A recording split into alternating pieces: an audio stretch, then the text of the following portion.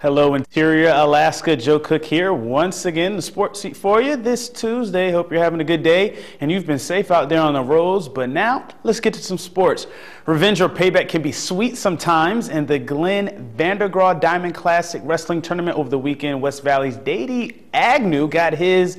Agnew's only loss of the year was to Services Alexander Nanez in the 126-pound class. Agnew gave Nanez his first loss of the year with a 3-1 win. They're likely to see each other in states for the tiebreaker. That'll be a great match there. Highland Story got revenge as well for the Wolfpack, winning the 182-pound title against Palmer's Caleb Nielsen 11-7. For Lathrop, Sam Zimmerman and North Pole's Moo Rogers were in the finals but lost their title bouts 4-2 and 3-1. South, who won the John Tobin Invitational, won this tournament as well, 148 points. Wasilla was second with 139. For the Interior, North Pole led the way, finishing 8th. Then Lathrop and West Valley followed. And there was some high school basketball over the weekend, and some players put up some nice stats.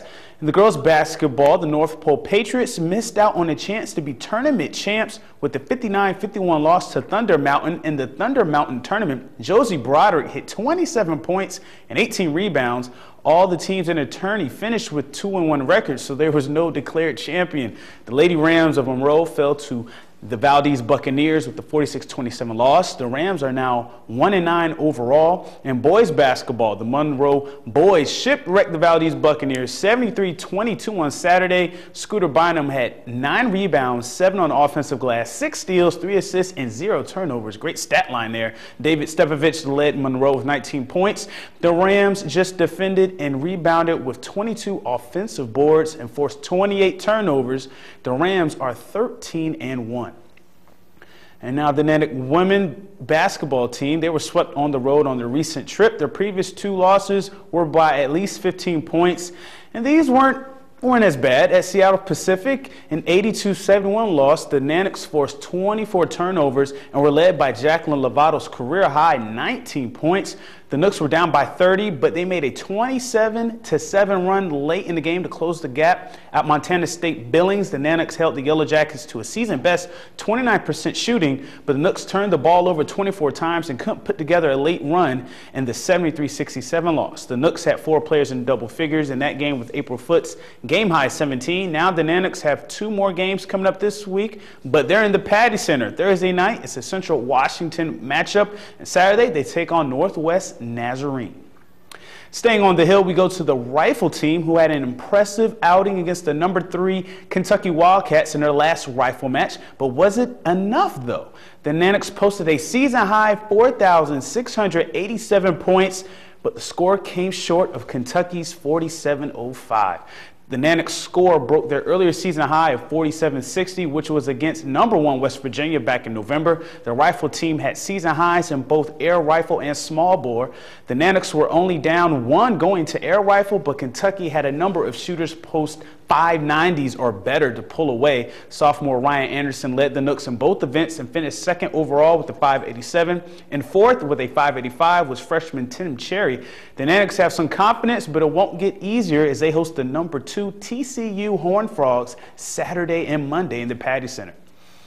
It's always said or believed that when a team has to travel across time zones and borders, that it's understandable if a team comes out flat. Makes sense with jet lag and body clocks being off, etc. Any team can make that excuse, but the Nanack swimmers didn't. Saturday, they split a tri-meet with Puget Sound and Simon Fraser in Burnaby, British Columbia, just 24 hours removed from their higher elevation training in Flagstaff, Arizona.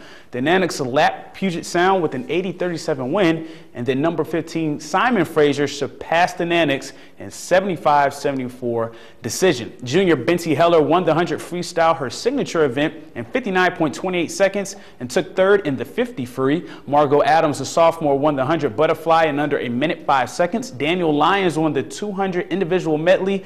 Heller, Adams, Lyons, and Gabby Summers won the 200 freestyle relay. Simon Fraser won 9 individual events in the top 3 spots in 2 races for the victory. The Nannicks are now 3-3, and we'll see Simon Fraser again at the end of the month in the Patty Center pool.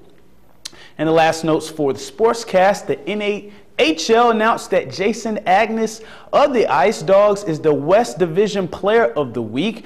Agnes has posted 8 points in the last 3 games. This weekend against the Janesville Jets, he had 5 points with 2 goals and 3 assists. The Ice Dogs hold second place in West Division behind Wenatchee. Coming in today to the newsroom, the Iditarod was forced to cancel some qualifying races due to the warm weather. Iditarod officials say the race will still take place on March 2nd. Race Marshal Mark Nordham says it's too soon to move the race up to Fairbanks like they did in 2003 because of too much water along the route. Maybe Mike Schultz has some warm weather news so the Iditarod can move to Fairbanks.